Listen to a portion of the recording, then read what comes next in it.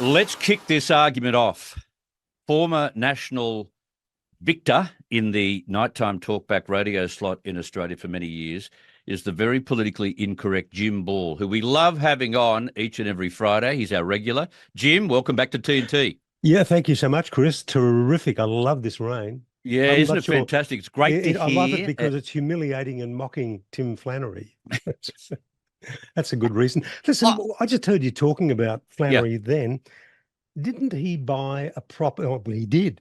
He bought a property on the Hawkesbury River at Cobar Point. So much for rising sea levels. Yeah, there he was telling people that rising sea levels and the melting of the ice caps would cause enormous problems for our children. So that means it's happening within the next generation. And 17 years later, he is still sitting on a block that's situated right close to the Hawkesbury River edge. What a hypocrite. Absolutely. Speaking of weather and rain and water and dams, how often has the desalination plant been turned on? That was built, I think, was that under Bob Carr? I can't remember. Morris Yema. Morris Yema. And I don't think it's ever been used. I don't think it was always going to desalinate a certain volume of water, not enough for Sydney to run as it normally would, which we could move on over into population growth. But there's another reason why, like if you have a couple of kids and 4-bedroom home, that's fine, great, couple of cars. But what happens when the family grows? And it's the same thing for a country. You've got to expand your water supply, your electricity supply, all of those, your roads and everything else. So look, the weather is the weather gods are mocking Tim Flannery and others like him who've made bold predictions over the years. Just earlier on, I went looking for some other quotes of his. He's got something of a history of hyperbole. The classic though, is the one about the rain that I think he said at one point too, the rain that falls will evaporate before it hits the earth. He did. And then it was the rain that falls will not be enough to fill the dams. And here we are. And this is I think the second time in 2 years where we've had this sort of rain bomb. Yeah. And we've had Warragamba spilling. Yeah. But anyway, a couple of his other quotes talking to he said, this is Tim Flannery, professor. He's warned that Australia is now entering long-term climate change and predicts that the ongoing drought could leave, this is in 2005, could leave Sydney's dams dry in just 2 years. Then on February 11, 2007, he made the classic, you've pointed it out, the rains that fall, it's not exactly going to fill our dams and our river systems. But then in the Sydney Morning Herald in May 14, 2012, having a bit of a bet each way, Flannery started blaming climate change for the torrential downpours. So on the one hand, it's to blame for the drying of the rivers and the dams, but on the other hand, it's responsible for the filling of the rivers and the dams. Go figure. Yes. Right. And that was I found an interesting tweet, Jim, which I thought I'd bring in. Not only do we have these silly hypocritical statements made years ago by Tim Flannery, which have turned out to be farcical, but we've got someone like Josh Holt, who's a weather, I think he's weather credentialed, but he's a weatherman certainly for Channel 10. And he has tweeted this afternoon, I'm not a hydrologist. However, I am perplexed as to why they didn't spill Warragamba Dam earlier this week. You would think it would lessen any potential impact for the catchment.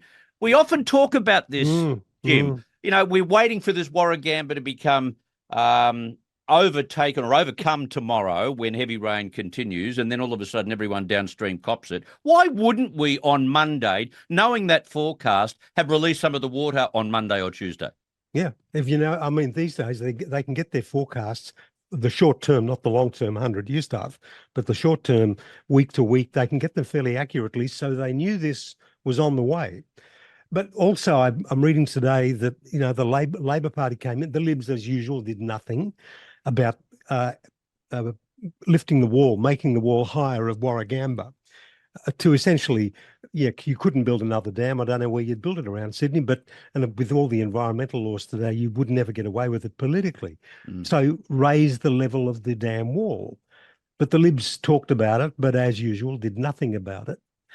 And then Labor came in and said, no, we're not going to do that. We're going to build an emergency road system so that people can evacuate much more quickly.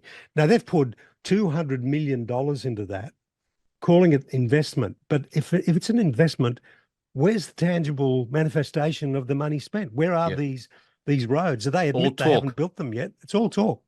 Absolutely all talk. But anyway, another of his quotes, let me see, the news analysis website, The Conversation, with a relevant question on March 6, 2012.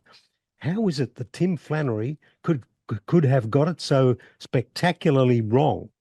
The most obvious factor could well be Flannery's lack of background in climate science. His background is in mammalogy. He studies the evolution of mammals. Yes. And which it's always fascinated me. How did this guy get to where he is and regarded as a guru on climate? He probably knows as much. Look, with due respect, he would know something because of the evolution of mammals. He would have known when particular mammals were in particular areas and what caused their demise. So I guess there's an element of climate in calculating all of that. Yeah, but he's above his wage rate. He is, and I would have thought someone who has a say in climate science needs to understand solar energy vagaries. That is the impact solar sunspots have on certain temperatures.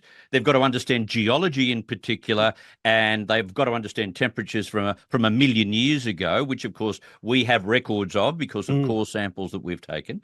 They've got to be aware of all of that, and I doubt whether studying mammals is going to get you where you need to be.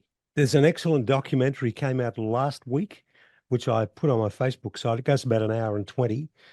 And it cites a lot of the experts that I've followed over the years. And they go into the things like the Vostok ice cores from Antarctica, which demonstrate clearly that the temperature rises and the CO2 follows, not the other way. The way they say it, CO2 increase that and the heat increases. Yeah. The Vostok ice cores prove that out of the park. They just say, no, that's not how it works at all. Then you've got things like tree ring, what they call proxy data, tree rings and all that kind of thing. They can work out, when there's lots and lots and lots of tree rings, good growth, lots of carbon dioxide. Makes sense. And when there's not so much, there's fewer tree rings. So because the growth is not so great, there's fewer tree rings. They've got the expertise to work all this stuff out. It's quite the science is quite incredible. Yeah, it's true. You've only got correlation. To say that we've got a large emission of CO2 from man-made purposes or sources, and then find that the CO2 that is in the atmosphere is rising, that's one thing. That's correlation. It is dead set, not causation, Jim Ball. Absolutely. Look, I did and a lot of people get their brain goes to mush when they talk about so many parts per million CO2. I broke it down once, and I've still got it. It's on my website. I broke it down into dollars. The CO2 in the atmosphere is 400 parts per million. I broke it down to, let's call that $400. And the man-made contribution in the world comes down to the percentage of it was the equivalent of, I don't know, I'm pulling numbers out of the air now, $12. And Australia's contribution to that $12 was like 0.45 of a dollar. I mean, seriously, it's quite absurd when people get buried in information, buried in technical jargon. But if you break it down and present it in an analogous form that people can understand, like converting parts per million to dollars, people go, oh, now I get it. Yeah. But whenever you undertake a project, it's always good to know what the result of the project is. This is the only worldwide project, Jim, where they don't really understand what the end result will be. If you believe that CO2 removed from the atmosphere will change the temperature, and I still think that the jury is well and truly out on that, but if you believe all of that junk and you think it's true, that's fine. But why should we do anything when the major emitters are? China and India. Correct. Yeah, that's right. I mean, we and the West generally, we're very conscious of it. We're doing the best we can. But what's the point if we do what we're doing and China and India are doing bugger all to carry their end of the log, as it were? Yeah. But the whole thing, look, here we are talking about this as if it's real. It's not. It's a beat up. Yeah. The whole thing is about control. It's about changing the way we live. Nothing to do with climate at all. Climate is just and I mean the perfect stalking horse for a much, much larger agenda. You're spot on. You've nailed it. I've got to take a quick break because we've got a news update to get our viewers and our listeners, and we'll do that right away. Come back with Jim Ball and a lot more to talk about, including the very latest from this bombshell defamation case involving Bruce Lehrmann. Under Jim Ball, whether any of what we've heard, no matter how salacious it has been, cocaine, deciding which masseuse to go to get prostitutes, all of that, I wonder whether it's got anything to do with whether Channel 10, in broadcasting their interview and saying what they said about Bruce Lehrmann, were in conflict with the law on defamation. Well, and from what you just said there, Chris, it sounds to me like some people could be looking at charges of witness tampering, witness intimidation, not intimidation so much as not tampering, but witness intimidation, because using the media to send a message. It's a nice little place you've got here. Be shame if it burnt down, mafia style. But just before coming on with you, I was just scrolling down 35 minutes ago.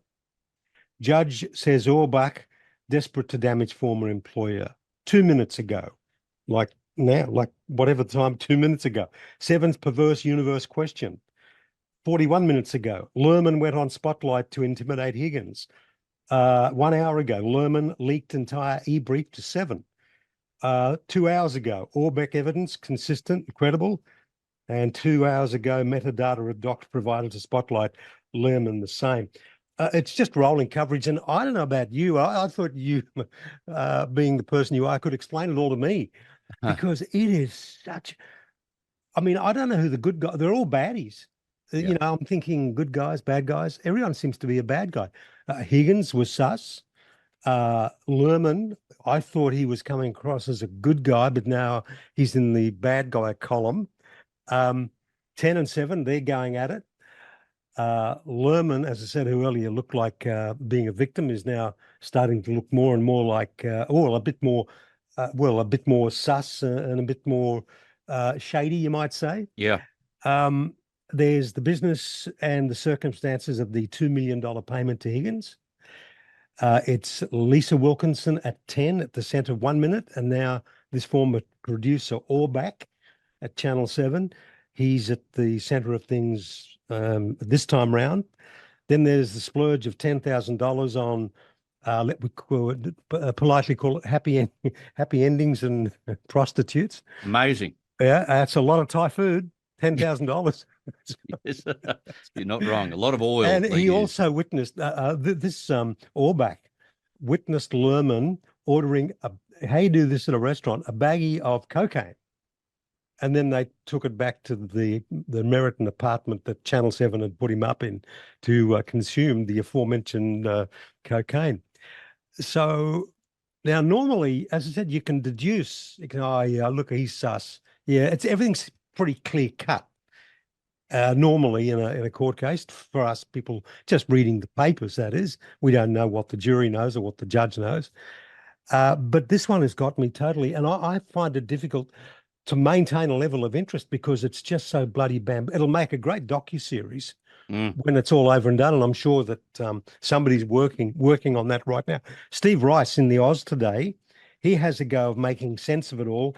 He says Orbach has opened a can of worms that will now make it all but impossible for Judge Michael Lee to deliver his already delayed judgment in Lehrmann's defamation case. On Thursday, an ugly allegation of anti-Semitism. So anti-Semitism is in the mix, got thrown into the mix, adding to the claims Orbach has already made in affidavits about drugs and prostitutes. Justice Lee has now discovered in the affidavits volumes of new material he's never seen before. Mm. So, I mean, this case is just a total mess. Yeah. I don't know. I'll be fascinated to know what comes of it all, and if any charges will be leveled now about, I don't know, witness intimidation via the media. Well, we'll see. We'll Yep. see what he comes up with. Now, we are seeing the first cracks in or amongst the Labor leadership in Australia, Jim, over nuclear, with the South Australian Premier turning on the federal government and backing a debate about nuclear energy. But it's a no-brainer. He's a smart man, the South Australian Premier, apart from what he's done with their own version of The Voice. Take that away. I think he's a smart bloke. Of course, you've got to look into the future possibilities of nuclear energy. Just on that Voice thing in South Australia, 30,000 people had the right to vote. Less than 10% did. 2,700 people voted out of 30,000. That's the level of interest. But anyway, that's for another day. Look, it's interesting how the cards fall in all of this nuclear debate. He's right and he's wrong on a couple of points. And I can't, how do you pronounce his name? Peter Malinowskis, isn't Just it? wanted to hear you say that. But yeah, he said that debate has been hampered by nuclear debate, hampered by unpragmatic ideology that a shift away from renewables to nuclear would be a burden on consumers. Well, yes, but no. 2 points. Nuclear is not ideological in the sense that it's a proven source of energy. The one that is ideological are the renewables. Yeah. They're the ideological ones because they've not been proven. Nuclear has been proven over the last 50, 60 years in various places around the world. So, and what is, as I said, what is ideological are renewables. It's a blind and blinkered adherence and attachment to renewables. Yeah. And an equally blind and blinkered rabid ideological opposition to nuclear. So that is the ideology for renewables and against nuclear.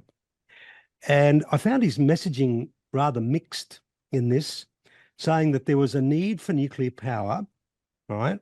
And that it is going to contribute to the decarbonisation of the energy mix. So he's right on that. So he kind of wants it, but he doesn't like paying the price, whatever it is that it's going to cost. That is the critical point. We've heard for years that renewables are cheaper, much cheaper than nuclear. Bowen said they all just parrot the mantra. Rubbish. Renewables are cheaper. Now, this is the mantra. There was a terrific letter yesterday by former president of the ACTU and federal member for Throsby, I think it is, Jenny George, on this very point about, and she nails it, and it should have been front page. She writes, "We know about transparency breaches with the use of non-disclosure agreements. Less known are the internal restrictions on the public's right to know, including the costings of the transition. Some of these costs are in budget papers, but many others remain opaque. Those off budget, the huge subsidies for renewables, are commercial in confidence agreements, and transmissions costs passed on in power bills remain a mystery. Then there's the indirect costs like the loss of productive land." This is the point of, and I've bolded this for my own benefit. "Without full public disclosure, how can we test the assertion that renewables are the cheapest form of energy? Valid comparisons can be made with the cost of nuclear energy can't be made rather, without these details." Yeah. So how can you parrot that renewables are cheaper when we don't know the detail? It's a lie. It's a terrible lie. You're being deceptive. She writes, "We do know, however, that without subsidies upon subsidies, Labor's renewables transitions would collapse." So without the subsidies, because I've argued that all along, if they're so good and everybody wants them, well, why do they need subsidies? And in the beginning, when all of this broke 20 years ago, when you and I were talking about it on the radio, Jim, we always thought that you'd have subsidies to kickstart. That's the point. A sector, kickstart an industry. We're not kickstarting an industry. We're trying to resuscitate it with these subsidies. She writes, "The withholding of information is becoming commonplace, even restricting the rights of elected parliamentarians to know." Here, Jenny. "Estimates of Labor's renewable energy transition now range from hundreds of millions to trillions."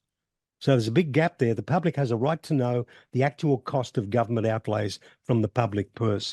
Yeah. So on the costs, I think she covers it. There's a lot of costs in there that we don't even know about. Yeah, I hope someone in Peter Dutton's office read that and can put together their own guesstimate of the real cost of renewables so that the truth is heard and we're not being deceived any further. Yeah. Jim, I just want to go to a caller because a caller Sure. wants to talk about this topic before we move on to another topic. Dan, go right ahead. Oh, Chris, on the on the climate change thing. Yeah. I think it's a total scam, and it's a total scam. But I want to just point one thing out, which is pretty interesting. Nearly all the carbon dioxide in the atmosphere comes from the oceans. And nearly all the carbon dioxide gets drawn down, taken away by the colder oceans. You know, if you have a bottle of fizzy drink or a bottle of non-alcoholic beer, Chris, yeah, if you leave it outside and if you leave it out and it gets warm, it gets flat. The bubbles go out of it. Yeah. So when the oceans get warm, the carbon dioxide, the bubbles come out, and the cold oceans, like the Southern Ocean, like from here to Antarctica, there's a lot of water, right? That sucks it all back in every year, and the scientists know this. And so the human emissions, they're nothing, Chris. They're just they're a hair on the back of a dog. They're nothing. Well, as we said at the beginning of the conversation, it's correlation, that is high concentrations of CO2. At the same time, we are emitting CO2, but there's no causation. They can't prove causation, Dan. Absolutely not. Yeah, you're right. And it's a trace gas. As your guest there was saying, you know, it's 400 parts per million. It's 0.04% of the atmosphere. It's nothing. And anyone who thinks that controls the climate is an idiot. Australia's contribution of that 400 parts per million is blip. And in fact, the chief scientist, Alan, what was his name? Alan Finkel. Alan Finkel said that if Australia shut down tomorrow, just close down, the difference on the world atmosphere and the climate would be zero. Yeah, no difference. The ocean will drink it all up anyway, and it's just irrelevant. Yeah, but anyway, thanks, Chris. Thanks, guys. Good on you, Dan. Thank you very much for your call. I've got to take a quick break, Jim. I want to come back and talk about fact-checking and a little bit on Hamas too today, following comments made by the Foreign Minister, Penny Wong. We'll do that after a break with Jim Ball right here on TNT. I'm Naheem Hines, professional football player and proud supporter of the Muscular Dystrophy Association. My mom was diagnosed with muscular dystrophy when I was 14, and I watched her struggle. But MDA helped her get the best treatments and care, and they also help kids like my buddy Ethan. My name is Ethan, and I'm 12 years old. Thanks to the Muscular Dystrophy Association and people like you, I have more hope than ever before. From day one, they've treated me like family at my local care center. AMDA is the only one that funds over 150 care centers across the U.S. to help provide state-of-the-art care for adults and kids like me. For over 70 years, MDA has been transforming the lives of people living with muscular dystrophy, ALS, and other related neuromuscular diseases. They fund the research for breakthrough treatments, care, and cures. And MDA provides support to thousands of families like mine and Ethan's in communities like yours. Thanks to MDA, kids and adults can live life to its fullest. Join us and learn more at mda.org today. Even the thought of dementia can feel scary. It's why we put off getting help, even though we've noticed changes in our thinking or memory.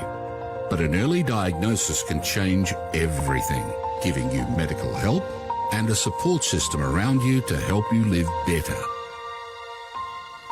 Start with Dementia Australia's online checklist, because the sooner you know, the more you can do. This is the Chris Smith Show on today's News Talk, TNT Radio. Okay, interesting. Just off the back of what you had to say about Jenny George, which is incredibly powerful, given the fact that she is so, connected by umbilical cord to the Labor Party. It's just interesting comments that are coming up on the chat box about the fact that, well, you've forgotten that this has a cycle, that is the wind turbines and the solar panels. They have a life cycle of about 15 to 20 years. That's right. And what do you do with them? Drop them in the ocean? Bury them? They haven't thought, whereas a nuclear power station, it sits there and it rumbles along for, I don't know, 50, 60, 70, 80, I don't know. But it's certainly much longer than the renewables. Yeah. And it's just that the whole idea of having your electricity dependent on the vagaries of the weather. Yeah. That's just nuts. Yeah, it's nuts. It's like something out of primitive times. All right, let's is. talk about International Fact-Checking Day, which is what it was earlier in the week, Jim. And no wonder it has its own national day, because I think it's become an industrial complex of its own, hasn't it? It is the fact-checking industrial complex. This came up earlier in the week, late last week, early this week too, in the context of Dick Smith saying that Australia can't run on renewables alone. And the ABC fact-checked him with RMIT. And Dick Smith said, well, if you don't retract that, I'm going to sue you. Anyway, they retracted it because Smith was right and they were wrong. But fact-checking is a political device. It's been around since, I don't know, about 2007, something like that. It's a real North Korean Orwellian-style ministry of truth. That's what it is. Yeah. And it was Jacinda Ardern who said about 2 years ago, she said to this when she was Prime Minister, I think it was something to do with COVID, if you don't hear it from us, it's not the truth. I mean, now everything about COVID since then we've learned was not true. No. So you see the point. The governments, they want a mortgage on facts or their facts. They don't want they don't want to know about your facts. But this is of the left, by the left, for the left, to damage the right. That's what fact checking was designed for. And again, I said it last week in another context about labels and names that they attach to things. But mechanisms like this, devices like this, they're very, very exceedingly clever. Fact checking, when you think about it, though, isn't that journalism 101? Yes. Right? I'll make a couple of phone calls, get a fact. Oh, let's check that fact. And you get 2 or 3 sources, and then you go with the story. I don't know how many, I think it's 3 or something. Well, as many as you can get to support. I mean, you don't go on the first draft, like so-and-so said X, therefore we're going to print it. So-and-so said X, then you phone X, Y, and then you phone a few others that are maybe part of the 6 degrees of separation, and test the thesis, and then print the story.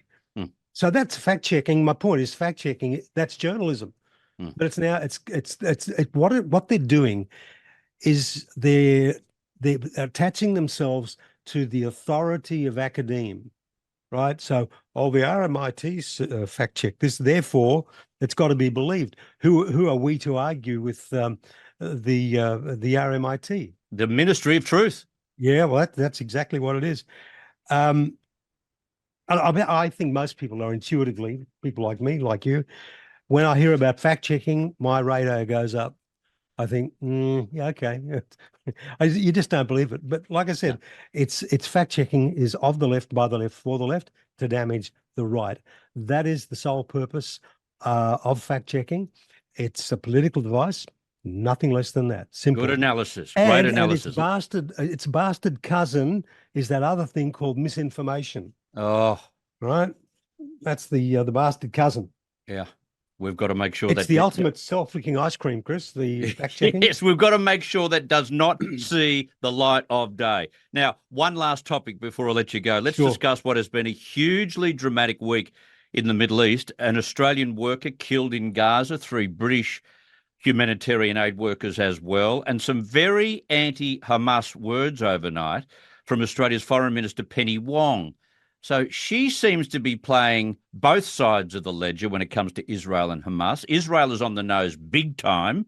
And I was listening to Antony Blinken on our news earlier today, and Antony Blinken was fairly adamant about not allowing Israel to get away with another error, that is innocent people being killed again.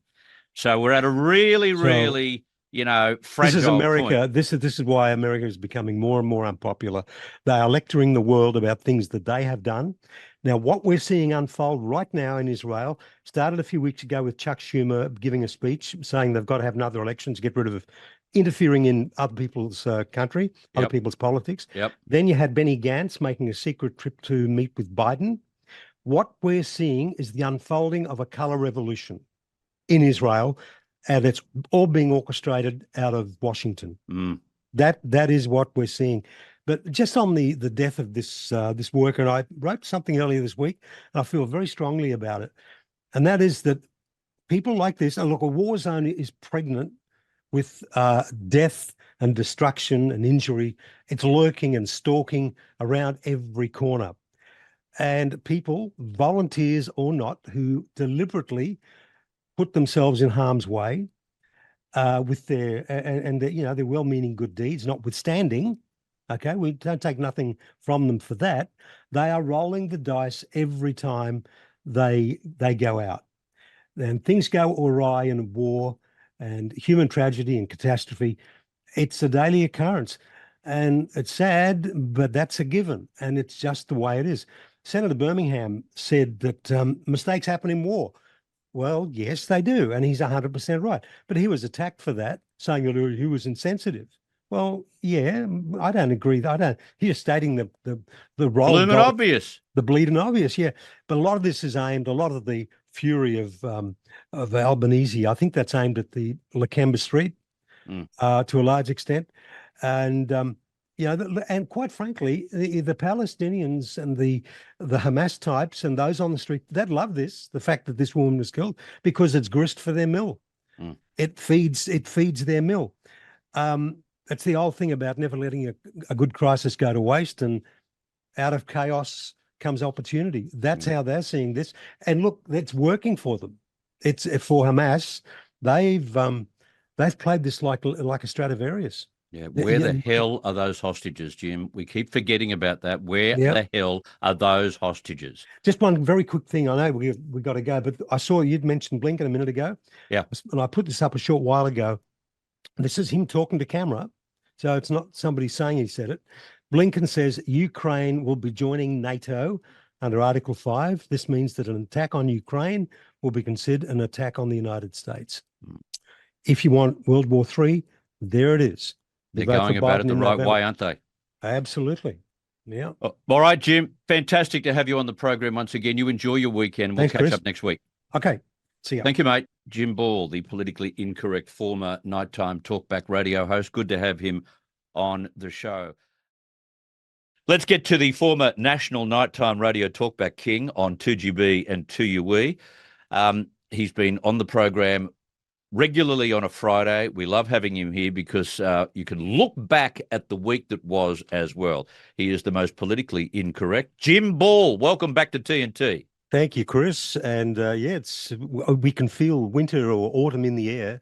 It's just somebody's flicked a switch and it's just gone all breezy and rather chilly, particularly in the mornings. Just listening to that bit with Andrew Forrest, I saw an AI the other day and they said, this is a fake. It was Kerry Lake, the Arizona. Yep. She ran for governor and didn't win.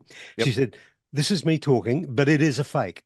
And fair income, you couldn't tell. No. So I'm anticipating that whether it be in America or Australia or Britain, I think you're going to see AI and that sort of lip syncing and all of that stuff. I think you're going to see a lot more of that in election campaigns. My media mates in Canberra tell me that there are some very, very high-profile female reporters in Canberra who have had some extortion attempts thrown at them using similar AI-adjusted vision of them doing things that they never ever did. I can read between the lines. I've heard of this, Scary stuff. Scary stuff. Well, I couldn't believe my ears yesterday, Jim, when I listened to what the Australian Prime Minister had to say about restoring manufacturing to Australia. In his green bent announcement titled The Future Made in Australia, Albo made lots of motherhood statements and how Australia should play to its strengths without much detail at all. Here's an example from the ABC. We can make more things here. We can compete with the world. We need to identify where Australia has a comparative advantage, such as in green hydrogen, producing green steel and green aluminium, producing batteries as well. And we need as well to look at our national sovereignty and where we need to ensure that we can stand on our own 2 feet. We can't be vulnerable. That is one of the lessons of the global pandemic. No, there are other lessons of the pandemic, but we'll leave that aside for the time being. Boy, oh boy, Jim Bawley's all yours. Well, Chris, I thought Utopia, Rob Sitch's Utopia, was a satire, but here it is. It's come to life. Coming from anybody else, somebody serious that you could take seriously, I'd say, well, I'm on board with that. I'd like to see more things made here. We don't make anything anymore. We're more of a service-oriented. We're not industrial. Everything comes out of China. How that's going to pan out in some sort of kinetic war over Taiwan, who the hell knows? But let's call it, well, the acronym I think he was aiming at there was, let me think, MAGA, MAGA, Make Australia Great Again. I think that's what he's aiming at. Yeah. But I think also, well, first of all, the clunky, and I mean really clunky sounding Future Made in Australia Act. Is that the extent of the imagination of the bureaucrats who came up with this? But let's call it, give it an acronym it really deserves. That is BNDL for boondoggle, right?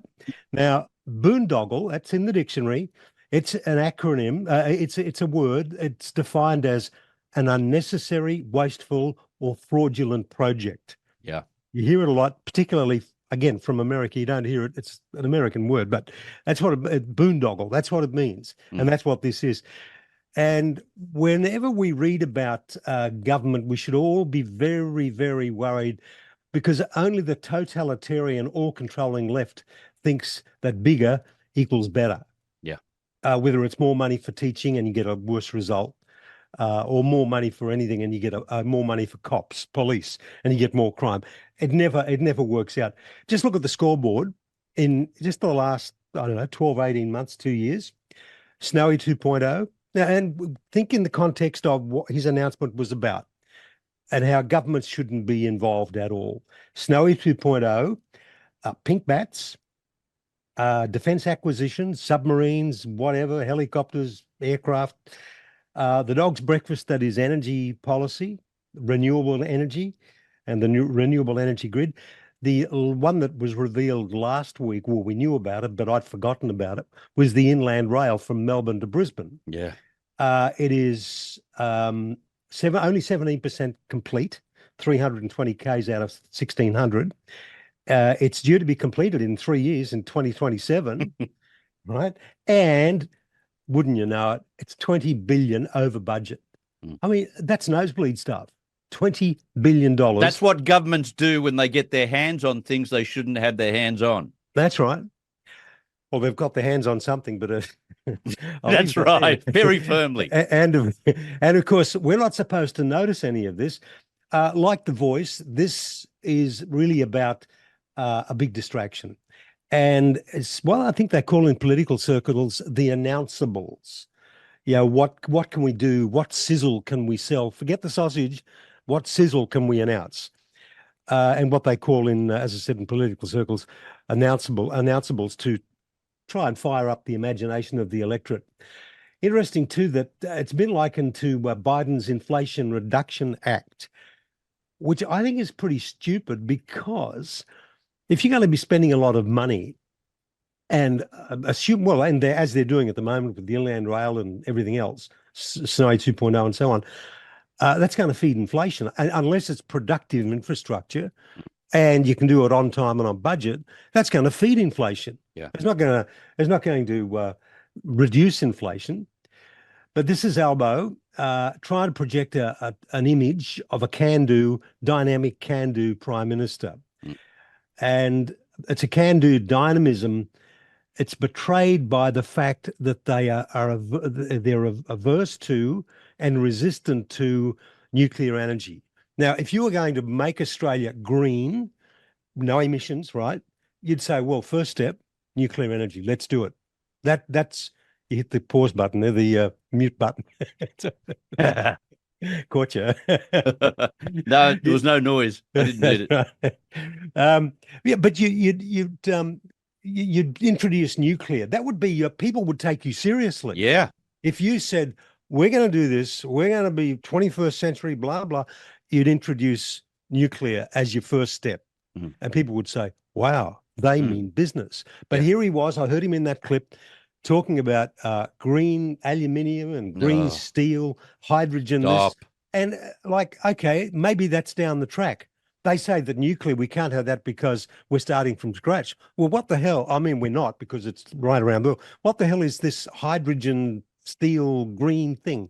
I don't know. Yeah. But Ronald Reagan, years ago, he had a number of quotes. One was, as he said, the most terrifying 9 words in the English language. I'm here from the government. I'm here to help. Or the other one, Canberra, was Kevin Rudd. I'm Kevin from Canberra. At his before he was Prime Minister at the annual knees up for the Labor Party. Yeah. But his best line, Reagan's best line, relates to the Albo announcement, and it's this: when Reagan said, "Government is not the solution to your problems. Government is the problem," and that's the problem. Yeah. They're not the solution. They are the problem. He wants to create industry and jobs that are totally and utterly inefficient and relying on subsidies. And which will fall over because bureaucrats are involved and they can't even get the name right. The point is this, Chris, they've got a meddling bureaucracy, and governments have got to get out of the way and just let the market do what it does. Let the market rip. Simple. Exactly. I want to talk about a dozen other things, but we'll do that after a quick news break. I've got to get people an update, and I'll come back with you, Jim Ball. Let's go to the newsroom on TNT. Let's get back to Jim Ball. Jim, as the official journals of the medical world begin to admit dangerous disease-initiated flaws in the COVID vaccines, and we'll talk about that later in the program, we now hear of more health dangers, this time in our drinking water.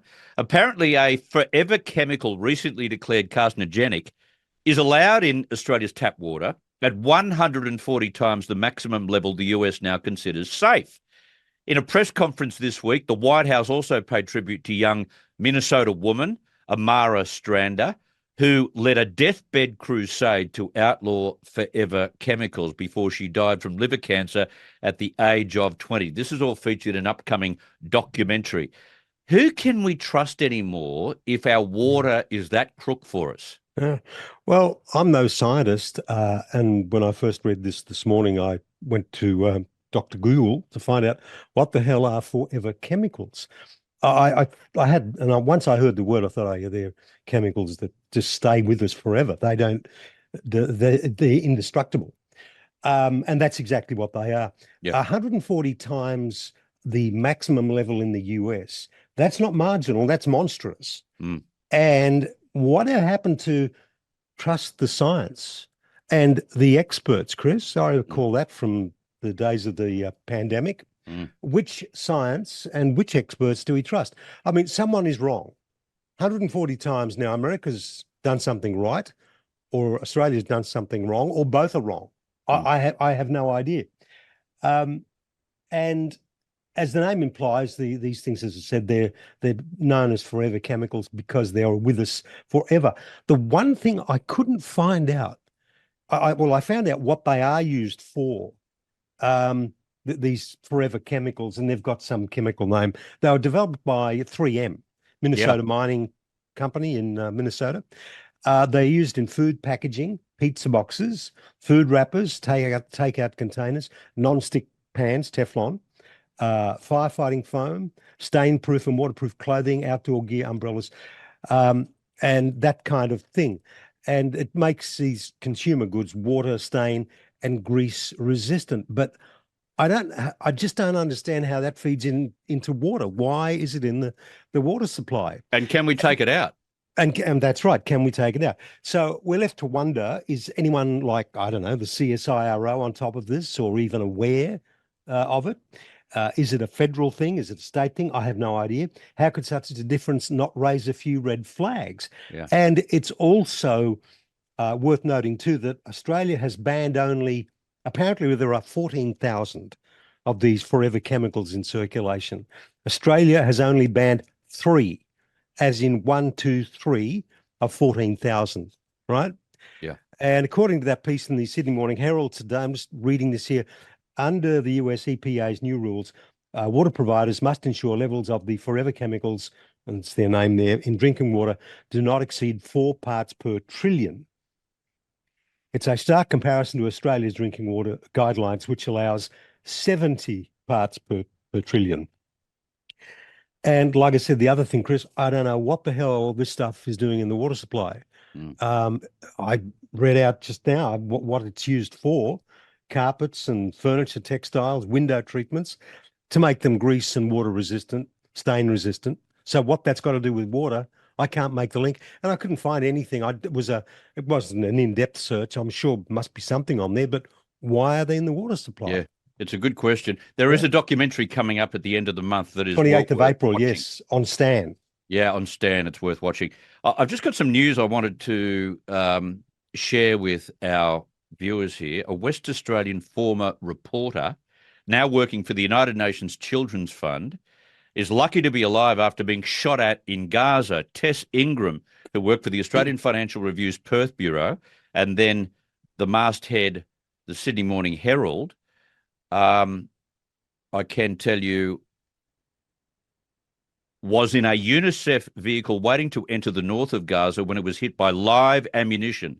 The three UNICEF and UNRWA cars were in convoy on a coordinated mission to deliver fuel to water wells in the north and life-saving nutrition and medical supplies as well. They left Rafah after some delays, got to a holding point before the checkpoint at Wadi Gaza, to a designated holding point where UN vehicles were made to wait until the checkpoint is ready to receive them. We were waiting there when gunfire broke out in the vicinity, Ingram said.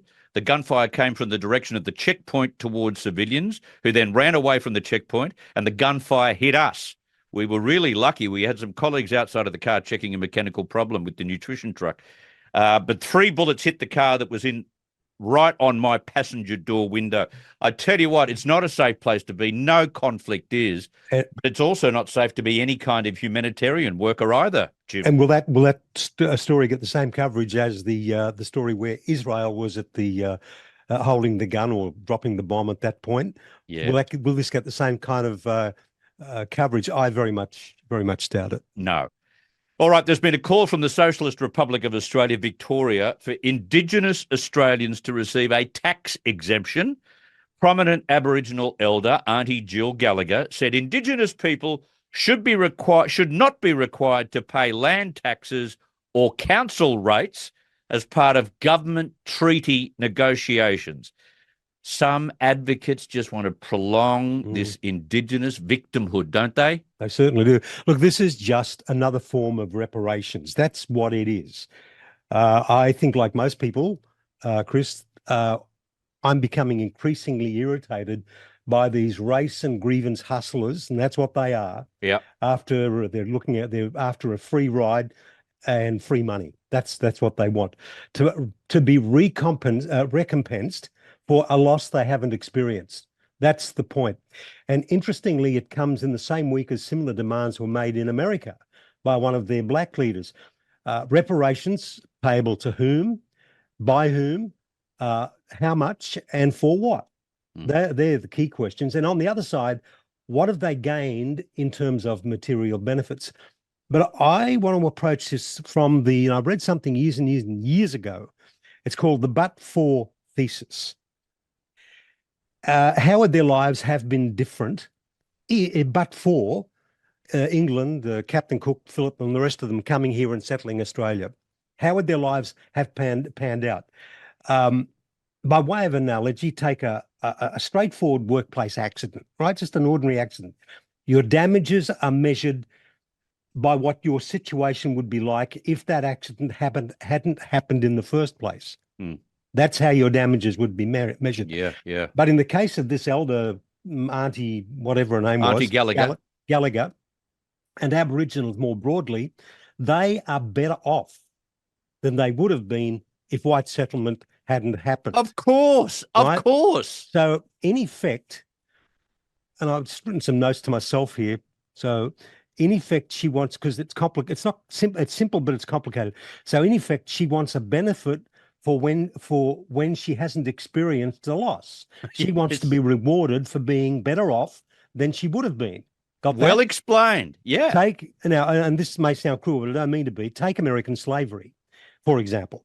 Using the same rationale as this thesis, and say that but for an event happening to you that left you better off, why should you be paid reparations, or what would the circumstances of the descendants of slavery been like had there been no transatlantic slavery? Those people would be still in Africa. Yep. Right? So they're net beneficiaries. They'd be existing in Africa. And so the next question is, what would their comparative quality of life been? And what would their fate have been? Better than now or worse? Well, I think we know the answer to that. I think the Congo, Rwanda, Zimbabwe, for example. And compared to the overall quality of life in the West and the entire logic underpinning the reparations argument, and that's what we're talking about, make no mistake, it's nothing else. All that falls away because life in the West, with all its problems in 2024, is a damn side better than life in Africa in 2024. Sure is. In the wash-up, on the balance sheet of life, descendants of slaves, yes, the descendants, I'm not saying the slaves themselves, and the Australian Aboriginals have been net beneficiaries. It is pretty straightforward. But for the settlement of Australia, right, but for the settlement of Australia by the British or the French or the Dutch or the Portuguese or whoever it would have been, because it would have happened, life would be exactly as it was 250 years ago. And there was Thomas Hobbes wrote in his book Leviathan years ago that the life of man back then was solitary, poor, nasty, brutish, and short. And one more thing, Muhammad Ali in the 1970s, he had the rumble in the jungle with George Foreman. And he came back to America and he was asked what it was like. And he said, I'm glad my grandfather got on that boat. Yeah. Right, because he's obviously a slave, or maybe it was his great-grandfather. But look, we've had this what's closing the gap? Well, that's a form of reparations, saying, look, we've screwed up, we're trying to make good. That's a form of reparations, right?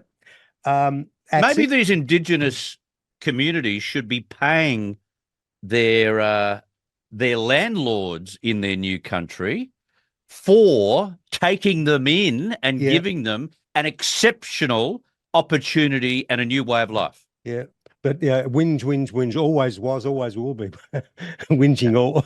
That's pretty much it. Look, you take the likes of ATSIC, that was another instrumentality.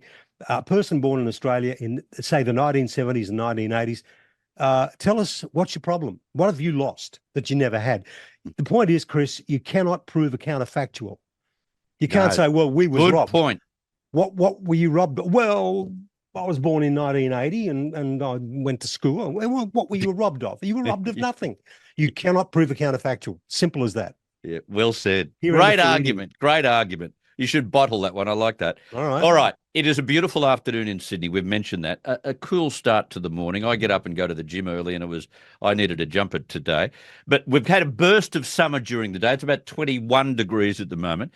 And I don't know whether global boiling is at work at this time of the year, Jim, but the Bureau of Meteorology in Australia said today that it will be one of the warmest winters on record. Did I not hear in about September or October last year that we were about to have the hottest, most catastrophic natural disaster sequence during the summer of 23-24? Oh, God, you've got to love them, haven't you? Look, I imagine everyone, maybe not everyone, has heard of the prophet of doom, Jeremiah. He lived about 650 BC, but it seems he's alive and well and working at the Bureau of Meteorology. The Jeremiahs of the Bureau, and the end of the world doom boosters are at it again. The entire climate cult, you've got to categorize them as being made up of nothing but Jeremiahs. The world's going to end. You know, the sky is falling. It's Chicken Little running around. For the sake of the argument, let's say they're right, and this winter is going to be warmer. Oh, good. Fantastic. So what? Warm is better than cool. Yeah. And look, on the 11th of May, we're hitting the road going up to North Queensland for a couple of months. So we'll be doing the program from there in the caravan. Great. But most people would prefer a warm winter. And apparently the temperatures threaten to surpass last year's benchmark. I'm just reading it here, as the warmest winter since records began in 1910. Average daily temperatures were 1.53 degrees centigrade above the long-term winter average in 2023, according to the Bureau data. And every winter since 2012 has been warmer than the 30-year average. But look, this is conveniently overlooks the fact that the bomb has been cooking the books anyway. Yeah. Right, with their what they call temperature homogenization, cooling temperatures from 100 years ago to make today's temperatures look warmer. That's what this is about. This is adjusting and cooling the temperatures from then to make it look warmer today. It's real pea and thimble stuff. It's 3-card Monty stuff. That's what it is. Yeah. And in the last 150 years, the temperature has risen plus or minus 1.5 degrees. And you know something? Absolutely no one has noticed. No, of course not. But wait, well, hang on before you go. But wait, there is more. There is more. We missed this in the paper today. In today's Oz, the UN's climate chief has warned that there are 2 years to save the world and urged Britain and other rich nations to produce stronger plans to cut emissions. This guy's name is Simon Steele. I'll be candid, blame shifting is not a strategy. He said sidelining climate isn't a solution to a crisis that will decimate every G20 economy and has already started to hurt. Chris, I remember, I don't know if you remember, I'm sure you do, dozens of quotes since about the 1970s. Here are some recent, saying the world's going to, here's a couple of recent ones. Climate change is real. It's happening right now. It is the most urgent threat facing our entire species, and we need to work collectively together and stop procrastinating. That well-known scientist, Leonardo DiCaprio. We don't have time to sit on our hands. Our planet burns. For young people, climate change is bigger than election or re-election. It's life or death. That's Alexandria Ocasio-Cortez, US politician. And finally, from everyone's favorite climate psycho, adults keep saying we owe it to the young people to give them hope, but I don't want your hope. I don't want you to be hopeful. I want you to panic. I want you to feel the fear I feel every day. I want you to act. I want you to act as if you were in a crisis. I want you to act as if your house is on fire, because it is. And that, of course, is Greta Thunberg. Greta, fantastic. And there we are at the moment spending trillions on reducing CO2, and the amount of CO2 in the atmosphere has only increased, Jim. Maybe what we're doing is not the way to go about it. Well, that's true. I mean, well, first of all, China and India, they're the big drivers, and they're not doing anything. They're just thumbing their nose. Yeah. This is all about the managed decline of Western economies. Yeah, that's what it is. We're already wrecking our economy by trying to chase our backside.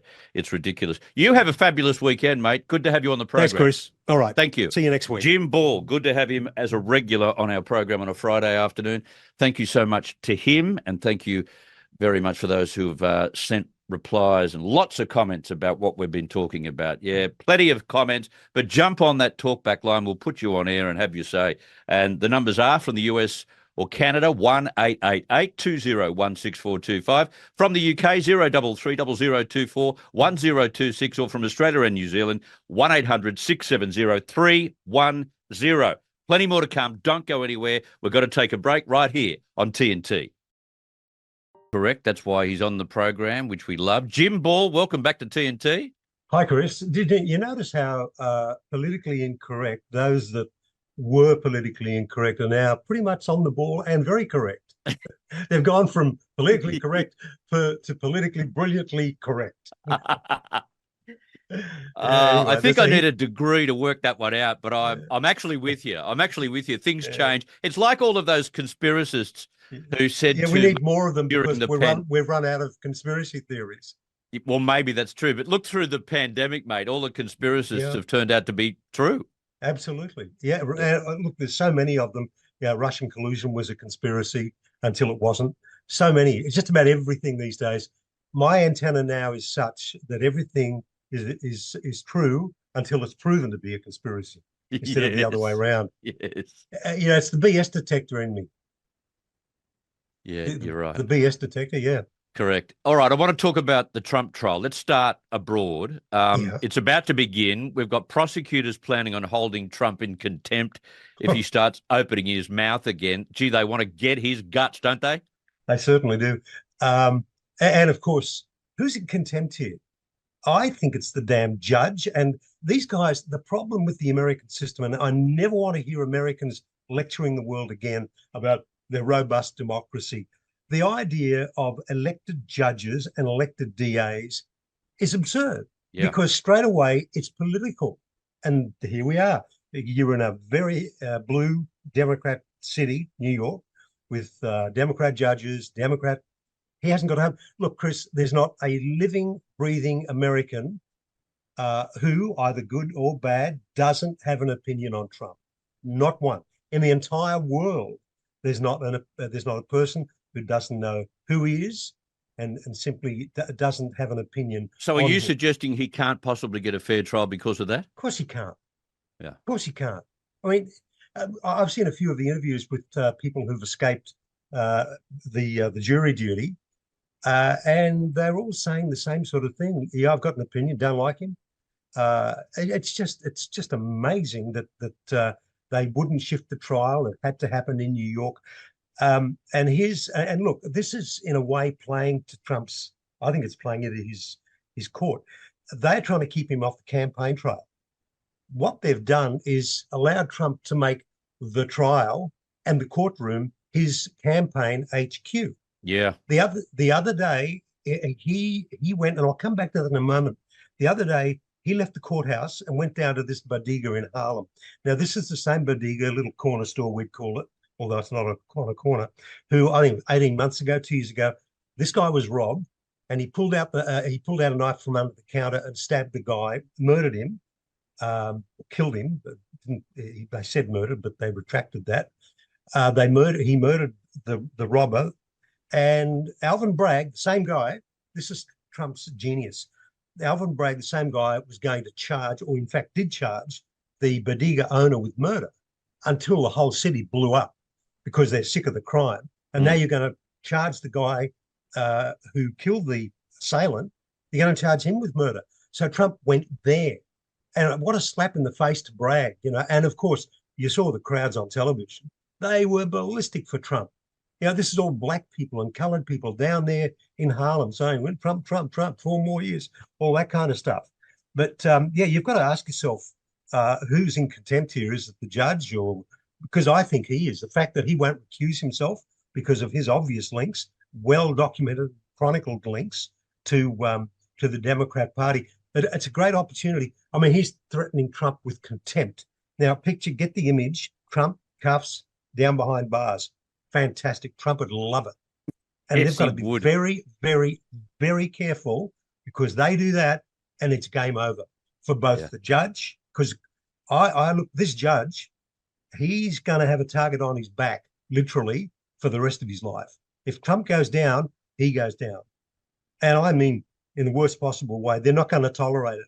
They simply won't. Somebody will do something crazy, deservedly so. Look, on that bodega business, Dan Bongino often says, and it's so true, and I've never thought about it this way, and the Mark Latham handshake with John Howard in Tasmania 2004 changed that one handshake, changed the election.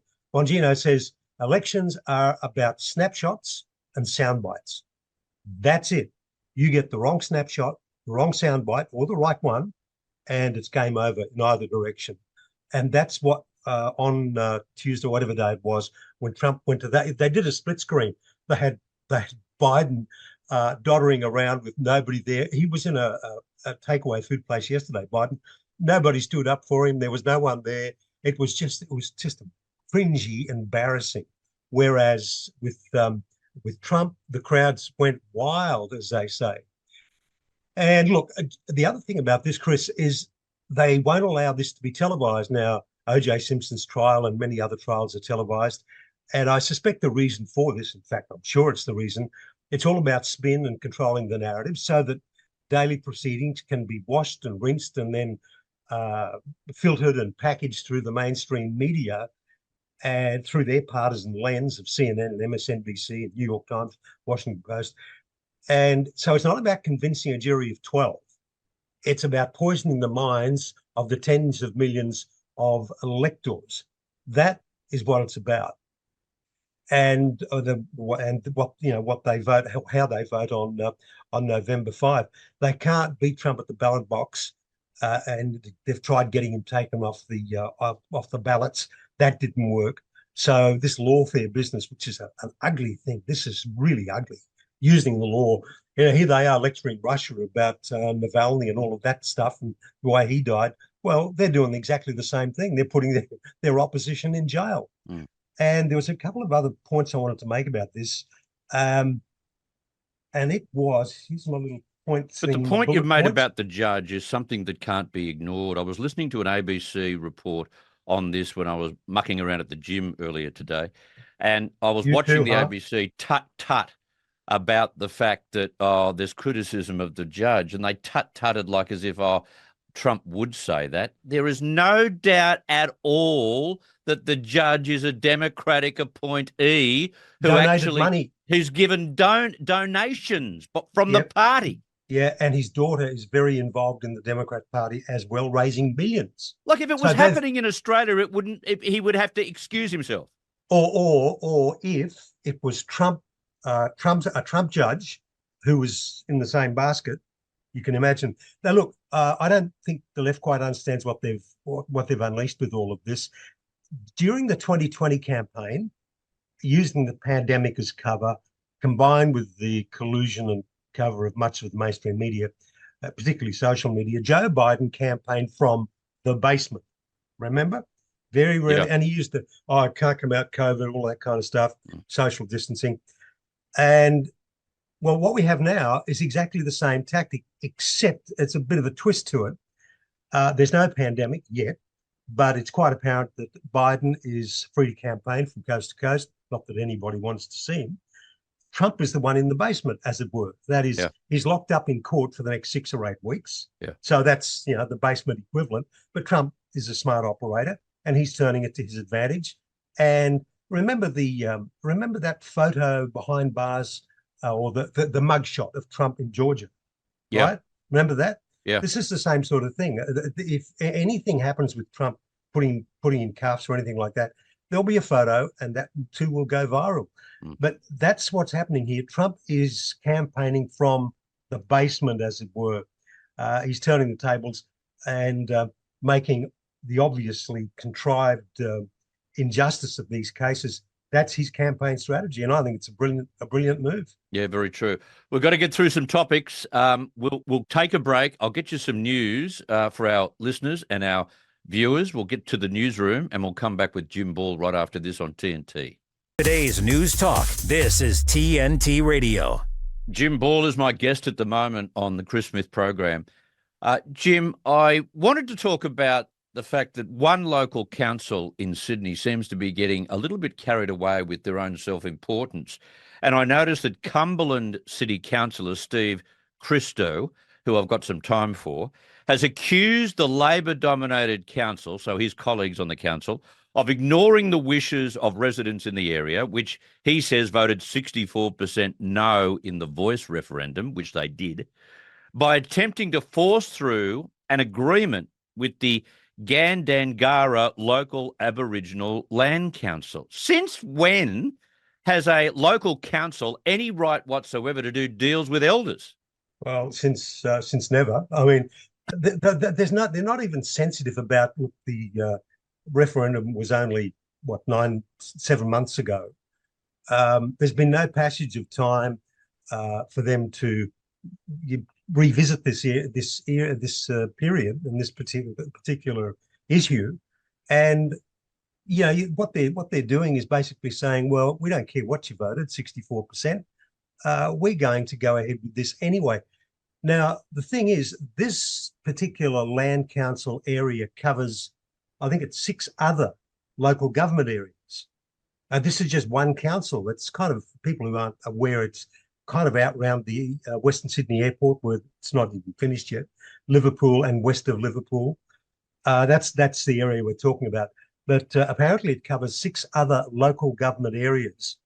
And no one's been consulted. This is a rogue committee on the council.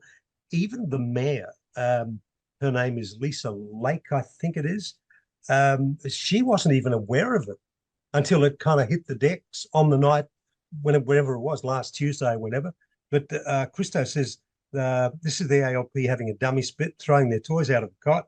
trying to force through treaty by default will just dictate our will upon the people because they voted no.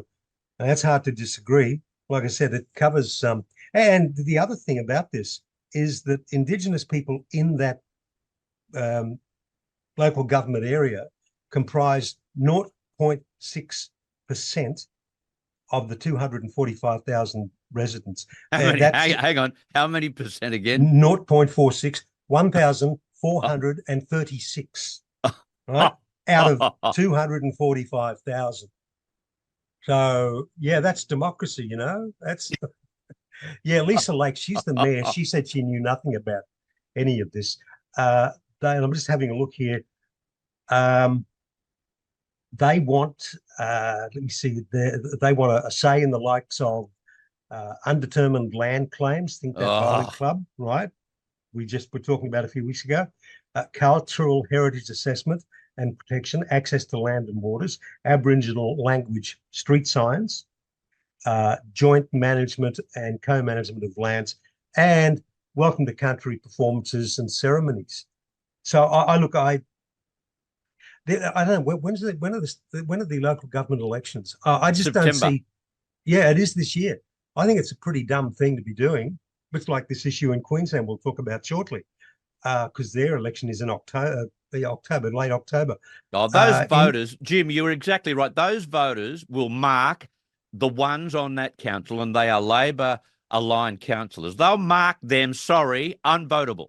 Yeah, well, you've got a 15-member council, 15-member council.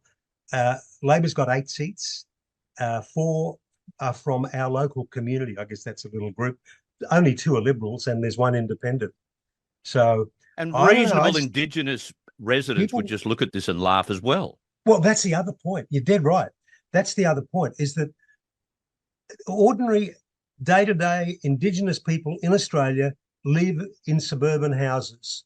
There are people in my suburb, one you and I know, a radio guy, lives just up the road from me here. Yep. You wouldn't pick him in a police lineup. And they just get on with their lives, and they drive their 4-wheel drives, and they've got their tradies their toolkit and all the rest of it. They're just average people, ordinary And the people. one we're talking about, like many of his mates, don't have their hands out. No, absolutely. In fact, he texted me many times over the course of the referendum. He said, "These bastards, mate, they're grifting pricks." You know, he hates them. Yeah, not hates them as in hates them, but their tactic. Hates wanting the tactic, something for hates the nothing. attitude and the victimhood. Yeah, absolutely. Yeah. Very, very true. I don't know where this is going to go, but I do know that Steve Christo, who I think you may have had something to do with on air, I certainly have, he keeps them honest, mate. So as long as that council has him looking over their shoulders, I think that is a good thing for the people of Cumberland. Well, the thing is, this was a committee recommendation of the council, so it wasn't full council at this stage. As if the mayor wasn't even aware of it. Now, you'd think that she would be plugged into what was going on in her own council, but apparently she knew nothing about it. And I think now that it's out, and I don't know if the other media have done much with it, but now that it's out there, news.com.au have, but now that it's out there, I think, common sense would dictate them back down. Who knows? They'd have to. They'd have to. I think so. Yeah. Yeah. All right. I want to talk about something that is probably in the top 2, if not the top 1 issue that's dominating discussion leading up to the Queensland state election, and that is youth crime. Youth crime in particular in the northern towns of Queensland. It's been reported left, right and centre of the problems, the attempts to try and fix it up, the police who have tried and failed, the politicians who think they've got the answers and they don't. And now they're talking about the likelihood, this has come from the Labor government of Queensland, the likelihood that they place a ban on the reporting of this issue. To me, this is the worst smokescreen I've ever heard of censorship. No, absolutely. But it's worse than that, Chris. I'll get to that in a second. It's worse than you've just outlined. So at least the Premier has had the common sense to reject the idea coming from his backbench. But this single event tells you something about the mindset of the radical left and how they want to control everything. As the Australian editorial writes today, it's hard to imagine a better way for politicians to demonstrate their contempt for the voters than to call for muzzling of the media. In short, it's not about controlling the narrative or reworking or rewriting the narrative, Chris. It's about blowing up the narrative. Yeah. We've heard about controlling it or rewriting it or reworking it. No, this is totally smothering the narrative altogether. They're prepared to sweep under the carpet rather than deal with the issue. And that's typical. Pretend the problem of youth crime doesn't exist. Just prior to 2020, and this was the point I was going to make, just prior to the 2020 election, the state Labor government failed, but the motive was there, in an attempt to pass laws ahead of the 2020 state election to restrict journalists reporting corruption complaints about politicians with the threat of jail time. So, yeah, okay, we're corrupt. You report it, you go to jail. That's very New York. That's very Alvin Bragg. You're the crim, but we get to send we get to send you to jail. I mean, the chutzpah of that, and you've got to hear it a second time. Yeah. They tried to introduce a law that would prevent the media from reporting on corruption complaints and under the threat of jail time. And again, referring to the Australian editorial today, some members consider that greater regulation of traditional news media could assist in preventing the glorification of young offenders, which can encourage their peers to offend. So said the draft report. This is just, look, this is their way of saying, look, we can't control this, so we're not going to do anything. We're not going to let anyone talk about it. We're going to bury it. It's, you know what it is, Chris? This is, it's about shaping perceptions. That's what they're trying to do, control narratives, shape perceptions. Yep. And its policy is, it's a policy lifted from Frank Drebin in The Naked Gun. Famous line, move along, nothing to see here. Remember that? Yeah. Imagine exactly. for a minute. Imagine. But the hide they have to think that Queenslanders will buy this as something that is somehow, responsible government is just beyond me. It's an insult to the intelligence. It really is. I mean, imagine for a minute, given what we now know, if this policy of media control and burying the narrative existed in the Northern Territory right now, we'd know nothing, next to nothing about the rampant youth crime. Nothing at all. Because now I don't know how with national newspapers like The Australian, with social media, okay, which media would the Labor government in Queensland jail? Who would they hold in contempt or whatever? The Murdoch. Good luck. Yeah. I just don't see how it would work, and it a bit of a brain fart, but still, it just goes to show you the way their mind works. Yeah, that's the scary bit. And again, just referring back to the Oz editorial, the Queensland government thinks it can reduce youth crime and enhance its election chances. That's what it's about, by regulating media published in plain sight and governed by the rule of law. Yet it is an idea that keeps coming up in Queensland. Election chances and the outcome. That's really what this is all about. It's controlling the flow of bad news. Yeah, it's just unbelievable censorship. It's so obvious. It's just embarrassing. And look, Labor, they look like they're going to get shafted anyway at the next election in October. So this kind of thing won't do them any good.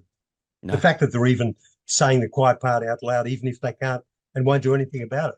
The fact that it's and look, Queenslanders get together for their barbecues and their family and friend get-togethers over the weekend. This will come up in conversation, and they'll just go, "What a bunch of cretins! How dare they treat us so shabbily?"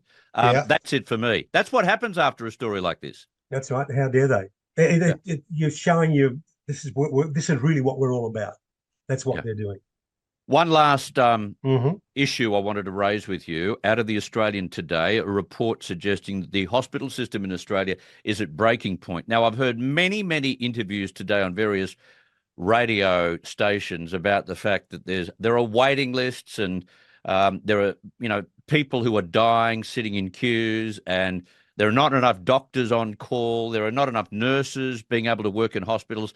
I thought that we had the most fantastic hospital and health system in the world. Well, we did, and I think in certain pockets we still do. But look, the smooth ride that we've experienced over the last, well, in my lifetime, in public health, housing, education, for most of our collective lives, that seems to be grinding to a halt. Apparently, the proportion of public hospitals for every Australian over 65 has fallen to the lowest point ever. Now, just for some numbers for you, and they're not difficult numbers, 14.3 beds per 1,000 population compared to 32.5 beds per 1,000 population in 1992.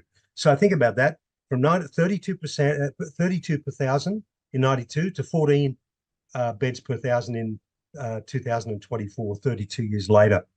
So it kind of reminds me of that chaos theory, which holds that when a butterfly flaps its wings in the Amazon, a tsunami rolls up on Bondi Beach. The butterfly, and this is the point of all of this, the butterfly in this instance is that of the provision and the delivery of basic services and infrastructure consistent with the demand. Okay? That delivery hasn't kept pace, simply hasn't kept pace with the population growth, while money, and this is the crucial issue, money has been diverted and poured into pet projects and areas that shouldn't be of any concern to government at all, like renewable energy subsidies, for example, like the go for broke, let it rip NDIS, or instead of buying submarines, for example, off the shelf, we have to pretend we're in a position to build our own, again, to buy votes, in this case in South Australia. And even when they do, the project is always fraught with problems and difficulties and delays, budget overruns, Snowy 2.0, from 2 billion to 20 billion, Inland Rail, 15 billion to 30 billion, and I don't know, 10 years behind. These are big billion-dollar projects, and they may not appear to be connected with hospitals and so on, but they are, because you can only, and this is the butterfly flapping its wings, you can only spend your dollar once. Yeah. And you've got to spend it in the most productive area that provides for the community, not fantasy projects like renewable energy, Chris Bowen's windmills and solar panels. They have a limited number of ways to spend money. And when you go splurging it, spraying it around on all of these vanity projects, then you're not spraying it around on things that really matter to people. Hospitals, I couldn't give a rat's where electricity came from. If they can deliver it through renewables, providing there's no subsidies, and it never stops, so I don't have to worry about blackouts, well, that's fine. That's great. I'll take it. Thanks. Nuclear, coal, doesn't matter. But I do want, when I get up to the hospital, I do want the hospital to be there. I want it to operate. I want it to have beds. The same for the schools and the education and everything else. But they haven't taken, and we talk about immigration. What did we have last year? 500,000 people? Yeah. But have we had $500,000 worth of hospitals and schools and roads and all the rest of it? Don't think so. So the last data, I'm going to talk to Craig Kelly about this a bit later, but the last data we got, which was yesterday, we had, I think it was February or January, one of those months, 100,000 migrants. Sorry, 100,000? Yeah. For the last 12 months? 1 month. Oh, yes. Beg your pardon. Sorry, yes. I think that was January or December. Yeah, there was something like that. So not only the energy grid and made it unreliable, and I'm just using that as an example, made that unreliable and the prices out of control, playing and picking favourites. But in doing so, they've ignored the important things.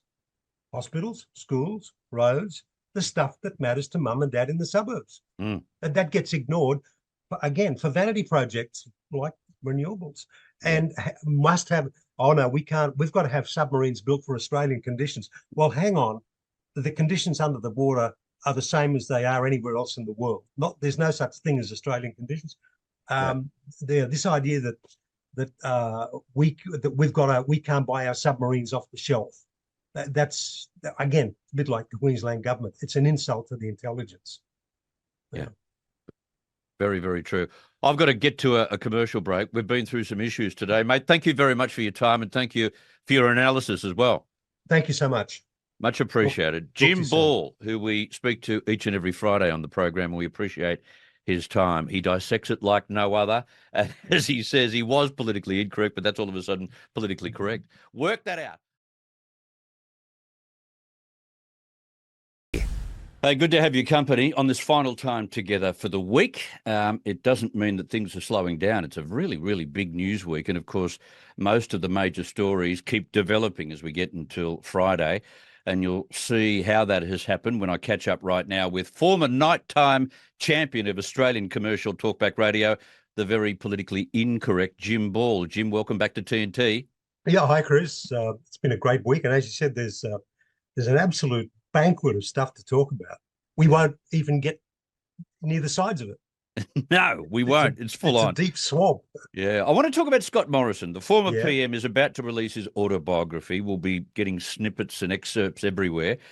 No doubt he'll be rewriting history, as most PMs do, as they prop up their lost legacy. But he's in the Australian today. The book is titled Plans for Your Good, a Prime Minister's Testimony of God's Faithfulness, which really does underline his faith and his commitment to faith, probably more than we kind of realised. We've had some snippets in the Oz today, including the fact that the PM had to rely on medication to fight anxiety and depression. Here he is on tape. Now, your own anxiety, when did that manifest itself the most to the point? Was it during your...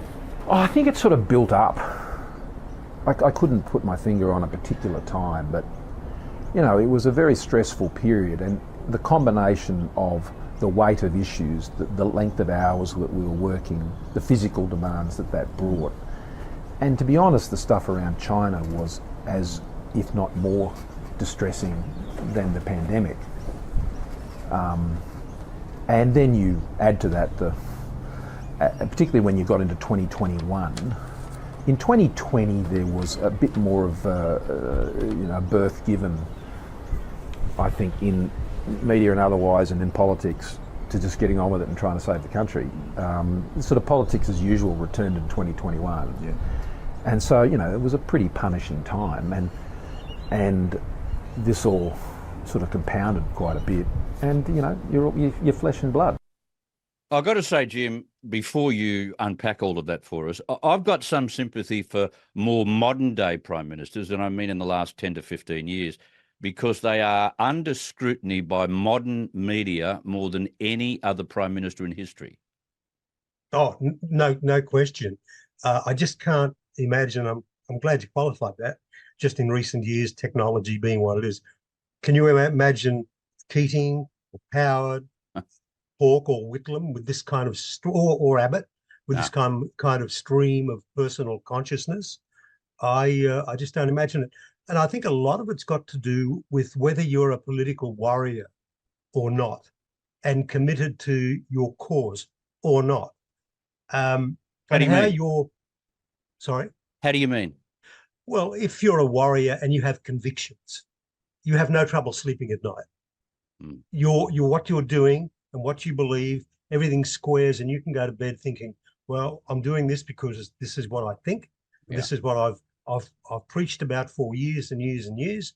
And I think those guys, they sleep well at night. I mean, Keating, Howard, Abbott, even Gough Whitlam were all political conviction politicians. Scott Morrison came from a background, I think just before politics as a career. Well, it wasn't a career. It came late in life to him. I think he was promotions and marketing manager for the Tourist Bureau or something like that. Tourism Australia, yeah. Yeah, and so in those kind of positions, it's easy to flip-flop and try and please everyone and glad hand everyone. But eventually you end up pleasing no one. And I think that baggage comes with you when you get into politics. What's that? There's an old line about conservatives are lefty liberals that have been mugged by reality. And I think that's what's going on here. Morrison got in there, and I think he was always a bit of a softie, a bit of a lefty, and with no great convictions. I don't think he did. I think he just did whatever he thought would get him through the day. Say one thing to one person, another thing to another person, and this is where your comment about technology comes into play. People can read. The internet never forgets. Even the likes of, say, Donald Trump, even though he's unskilled politically, he's hard-nosed in the business sense. So all of these guys, Howard, Hawke, Keating, a lot of them, Whitlam, they all come to the table with a thick skin. They've been through all the stuff some of them were in politics for, in Howard's case, since he was Malcolm Fraser's treasurer. Yeah. Right. And so he was there for 20 odd years, and he got dumped, and he came back, and he got dumped, and he came back, and he finally broke through. So this toughens these guys up. They've got hides like a rhinoceros. And you take somebody like Tony Abbott. Now, Abbott, you can read his stuff, today's paper as an example, very regularly in Quadrant, very regularly on the pages of the Australian and elsewhere. These guys he's a prodigious thinker. He's a prodigious philosopher. And he has no trouble articulating what he thinks. And the attitude is, well, like at a time when a lot of people were saying, well, we don't worship the Queen. Worship's probably the wrong word. Abbott he wore his monarchy label as a measure of pride. Yeah, badge of honor. Whereas a lot of people would be scared to do that. Yeah.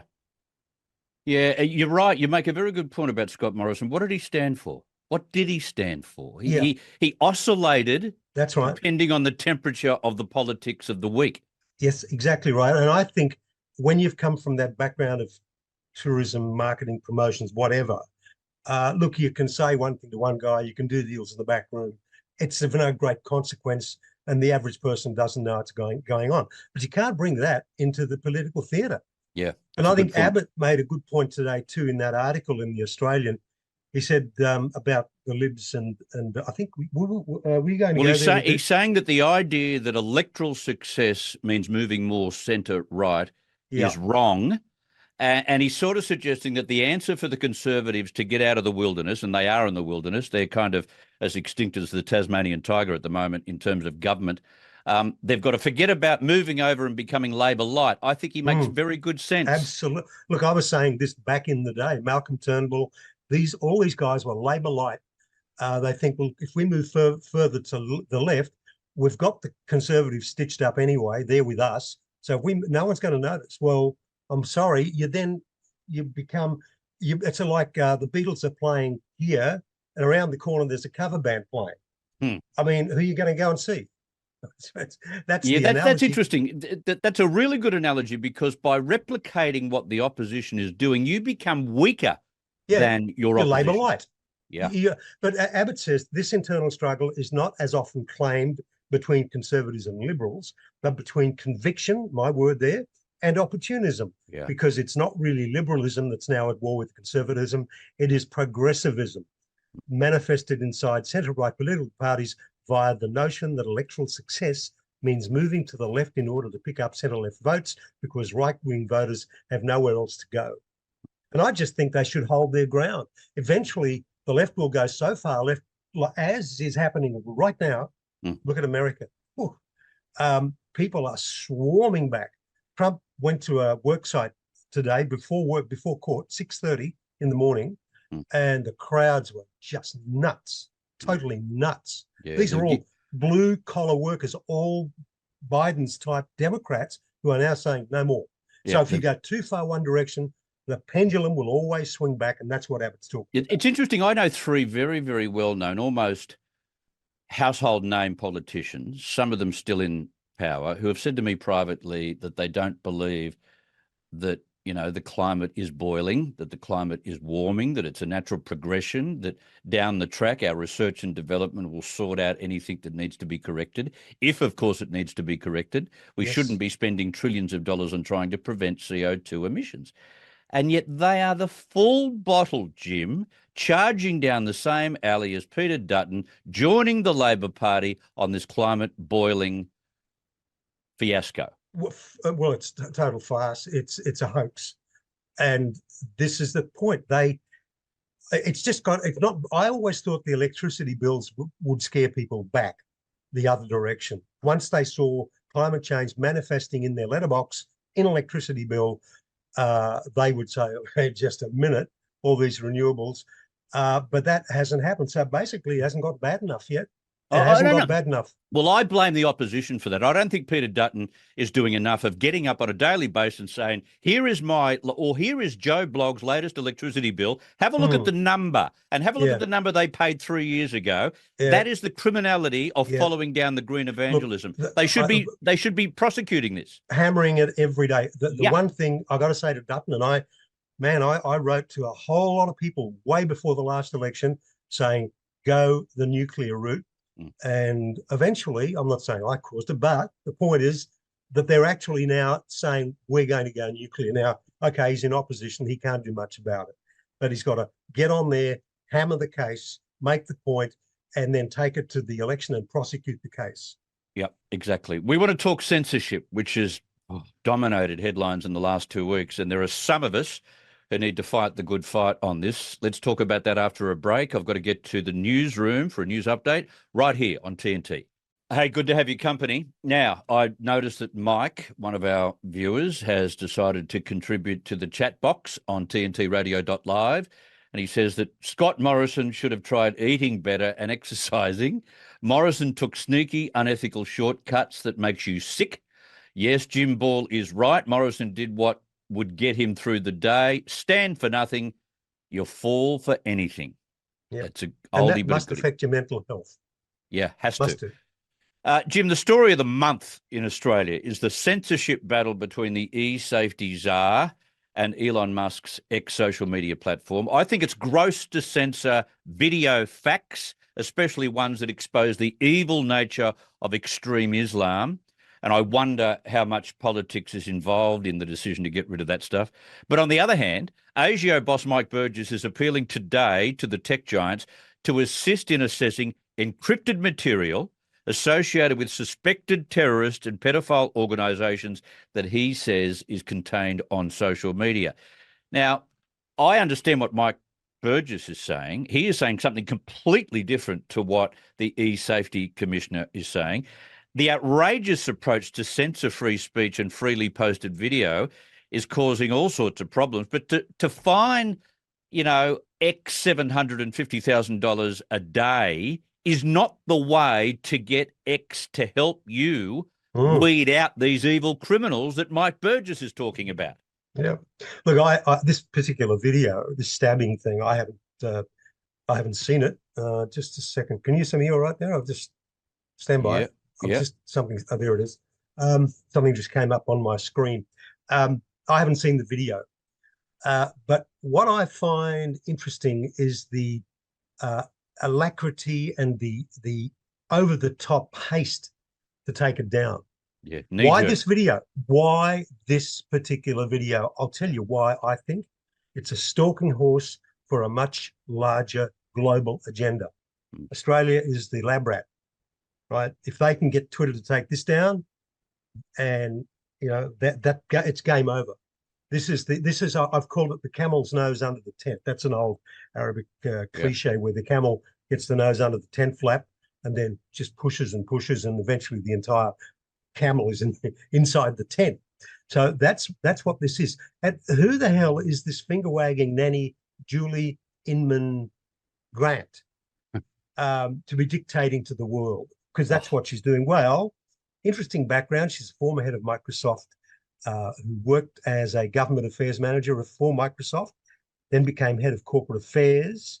She became Asia Pacific Director of Internet Safety, Privacy and Security at Microsoft, serving in that capacity till 2009, Global Director for Safety and Privacy Policy and Outreach.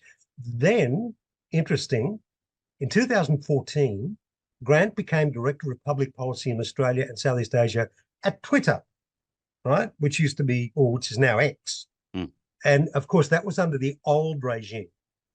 Now, if it was still under the old regime, well, first of all, would they have allowed this on their platform? And would she be singing a different tune if that were the case? But the question I find troubling and rather problematic, why this specific video, when you can access daylight shootings, murder, dare I say, passenger planes running into the World Trade Center, they're still up there. Your kids have got porn a few fingertips away on their smartphones. Young boys, and maybe girls too. I don't know, but that's it. That's out there. So why? I come back to it. Why this particular video?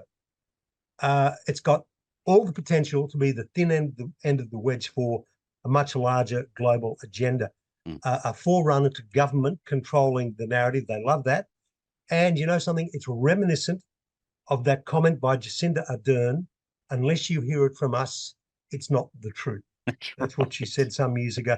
I mean, think about the collusion, the censorship. This censorship script, we've seen it before. Think about the FBI ganging up and not allowing the Hunter Biden laptop story, or when Apple and Amazon and the rest of big tech, they ganged up on the little platform Parler, which was kind of a Twitter, but in those days, Twitter was all left-wing. At least Musk has opened it up to any kind of use, right? So I think this is far more sinister than it appears. It's not just about this one video. This is the stalking horse for this much larger agenda. Well, let me point it out. Musk's instincts are 100% right. Yeah, and as I said yesterday on the program, don't tell me that the Labor Party is not doing this so they can do the right thing by their Muslim voters in various electorates in Sydney, so that you don't highlight the fact that a young Muslim boy has gone to the extremist side and tried to stab to death a bishop. They're trying to hide it to placate their voters, Jim. That's right. This is all part of the Labor governments and other governments around the world. It's all part of their muzzling information and them putting stuff up saying, well, you can't have that up because that's it's all part of the whole misinformation legislative push. That's what it is. And it is an outrageous approach, and it's starting to get some real big international reaction. Here is podcaster Dan Bongino letting rip. Australia has fallen. Australia has now gone full communist. They have not only demanded that the video be pulled down just because they said so, but they're demanding now that it be pulled down globally, not just in Australia, because the place has gone full communist. You see, Jim, when you abide by the First Amendment and have the First Amendment as your shining star, like they do in the United States, they would look at what we're doing in Australia and go, you are joking, aren't you? Absolutely. Yeah, I mean, sometimes I think, and I make a comment about this a little later, I think the whole freedom of speech thing, when that was first put up as a constitutional amendment, I think they actually should have put in brackets within reason or reasonable free speech, because it means anything to anyone. And it's not only speech now, it's action. Like, I want to do this because it's my freedom of speech. They've tied everything back to freedom of speech. So I think it's been pushed way too far. And but this is ridiculous. And like I said, this is a stalking horse.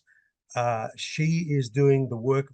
She used to work for a politician in Washington State. So that tells you a bit about her. Now, he was a Republican, but I imagine a Republican politician, this is, I think it was 91, 92, in Washington State, he'd be a left-wing politician. Of course he would. She used to work for him. Yeah. Stand by for a bloodbath at the Queensland state election in October. The latest YouGov polling has given Labor Premier Stephen Miles the worst numbers for the party in 20 years. He trails the LNP 56-44, two-party preferred, mind you, which extrapolates to the loss of 21 seats. That is a bloodbath. He sounded like he had accepted his fate at a press conference in Mackay earlier today. As I said at my last press conference in Mackay, there's no great surprise in these numbers. We've known for some time that David Crisafulli and the LNP are ahead and most likely to win the next election. And that means it's really important now that they start to outline what their plans are for Queensland. They can't just coast to victory as a small target with their slick slogans but no plans. That's almost a concession speech, isn't it? It did have that feel about it. Look, he's seeing the writing on the wall, and he's obviously going to try and push back and fight against it. But I think these things build up a momentum. I mean, I'll cover this in just a second. I wrote down some numbers from 2 months ago and where they are now, and it's appalling. Look, I'm not sure what the what the difference is, or the degree of difference is between a savaging and a mauling, but whatever it is, that's their trajectory in October. They're talking about a 21-seat loss. 21 seats. That is a mauling. That is a savaging. That is a bloodbath. It's all of the above. Nothing. Which is why I thought when Palaszczuk left, I thought the worst thing they could do is to put in Palaszczuk's offsider, because it looks as if, you know, Stephen Miles continues the Palaszczuk regime. What they needed was someone fresh and new, and they had options there. They didn't go for that. The party has I think they've made a gross error. Although I have a feeling the longer you're in power, even in Queensland, the closer you're getting to being kicked out. Well, look, there is the other point in this too, Chris. They've been there since 2014, I think. And this is going to be the biggest bloodbath since Campbell Newman came in 2012. The other factor, there is an it's time thing about this. And all political parties go through it. The people get bored, they feel like they've been taken for granted. And the it's time factor, which developed under Whitlam, once you get sucked into that vortex and you're swirling around and about to go through the S-bend, there's no point fighting it. It's happened to all political parties over time. The one thing is that this is just a single poll 6 months out from an election. Sure, it's a single poll. But at what point does a single poll and a previous single poll and a previous single poll become a trend? I think they're there now. Just going back in February, it was a 50-50 split and a 51-49 split, two-party preferred. It's only 2.5 months ago. But now that's 56-44. So that's what's happened. And that is the highest primary vote for the opposition since May 2016. But it's still 10 points lower than the 54% achieved in the wake of Campbell Newman's landslide in 2012. Here's the rub. Labor government's diminishing primary voters also delivered a 6-point bump to the Greens. So they're not necessarily going to the LNP. Many of them are going over to the Greens. See how that pans. Maybe there'll have to be some kind of meeting of the minds between the Greens and the LNP. Oh, no. Yeah, well, who knows? But look, the thing you've got to remember, and I made this comment a couple of months ago about the left, is they never sleep. The left never sleeps. They've got a ground game. They've got all the moves and the various players. They've got a national organisation that they'll all fly in and fly out, and they'll get Richo in there to advise them. They're formidable and they're dangerous. They are a machine. They're a political machine in the true sense of the word.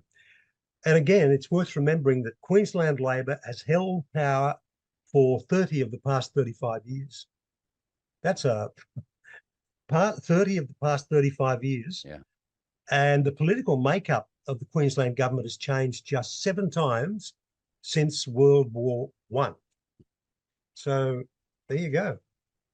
Change is not so easy in the state of Queensland. All right, I want to get to the United States now. With all the Hamas-inspired rioting that's occurring around the country and the Get Trump political strategies, you've been observing what is a general societal and cultural decay in this once great superpower. You vented on this too on Facebook this week, right? I did. A friend of mine, it was this morning, he sent me a message, and he's an American, so he's got skin in the game, and he wrote, "Did you ever think that you would be alive to see the fall of the once mighty giant called the United States of America?" And there it is, live on television every single day. And I wrote back to him and I said, no. And I'll just read you what I wrote. I say this to friends and family, and they're still not interested in politics or history. I say to them, you can't be serious, and stress that only several times in history outside of war has there been such a monumental collapse, and at warp speed, one political cycle. You had Rome or Greece, Rome, French Revolution, and now we're witnessing for the once unassailable USA.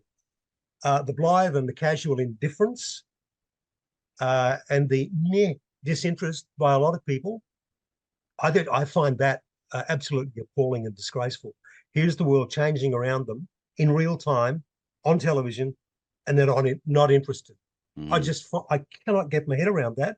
And it tells me about the dopey priorities of a lot of people, friends of mine, family of mine, dopey priorities of a lot of people.